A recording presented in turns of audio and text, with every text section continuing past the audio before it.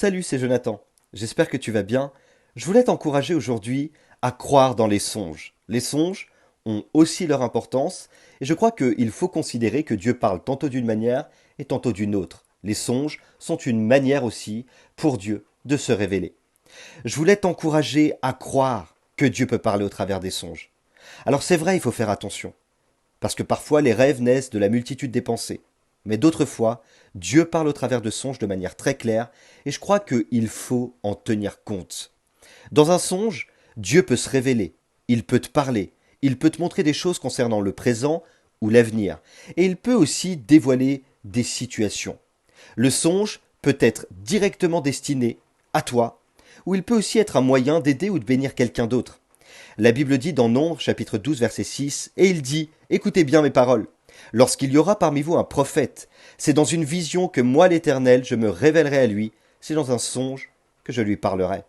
Et c'est souvent comme ça, je ne sais pas si tu as remarqué, mais beaucoup d'appels au ministère débutent par un songe et se terminent évidemment par un beau service pour Dieu. Le songe a son rôle dans la révélation de la volonté de Dieu pour son peuple, et c'est pour ça que plus que jamais, il faut le considérer. Moi, personnellement, j'étais plutôt jeune quand pour la première fois j'ai fait un songe. J'étais pas encore chrétien, j'étais jeune adolescent, et Dieu m'a montré au travers d'un songe quel serait mon appel et mon ministère. Et je me rappelle encore aujourd'hui, je rêvais la nuit que je priais pour des enfants qui étaient atteints de cancer et de maladies incurables, à qui j'imposais les mains, et les cancers les quittaient radicalement. Alors ça semble assez étrange, mais c'est de cette manière que Dieu a commencé à se révéler à moi concernant l'appel à le servir.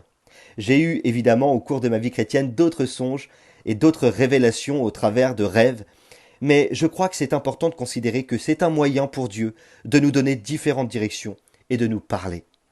Alors voilà, je voulais juste te dire aujourd'hui attention, il faut un équilibre. Il peut y avoir des rêves qui n'ont aucun sens, qui ne sont que le fruit de la multitude des préoccupations. Mais il y a aussi des songes, les rêves, par lesquels Dieu parle, dans lesquels Dieu se révèle, dans lesquels Dieu dessine de manière très précise les projets qu'il a formés sur ta vie, et cela, il faut les prendre très au sérieux. Alors j'entends déjà certains dire, mais comment reconnaître et faire la différence entre un rêve et un songe? Évidemment, lorsqu'il s'agit d'un songe, il y a des signes qui ne trompent pas. Si c'est un songe, il doit y avoir des concordances très claires avec la parole de Dieu. Que ce soit le songe ou la prophétie, tous deux doivent être entièrement éprouvés à la lumière de la Bible, la grande révélation par excellence. Si c'est un songe aussi, tu vas le sentir. Tu vas ressentir comme si c'était marqué à l'encre rouge à l'intérieur de toi, une pensée très forte qui ne te quitte pas. C'est souvent comme ça qu'on reconnaît qu'un songe est un songe et qu'il vient de Dieu. Enfin, il est souvent suivi d'une très forte conviction. Car quand Dieu parle, d'une manière ou d'une autre, on sait que c'est lui. Parce que toi et moi, on sait reconnaître sa voix. Alors si Dieu t'a révélé quelque chose te concernant, ou concernant peut-être quelqu'un au travers d'un songe, ne méprise pas la révélation. Examine toute chose, retiens ce qui est bon, et sers-toi de ce que Dieu t'a communiqué au travers de ce songe pour bénir et avancer. Ah oui, j'allais oublier, tout ce que Dieu fait a du sens. Si donc Dieu te révèle quelque chose au travers d'un songe, c'est parce qu'il y a quelque chose de précis que Dieu a à te dire ou qu'il veut faire. Alors tiens-toi prêt et n'oublie pas, Dieu a mis son potentiel en toi.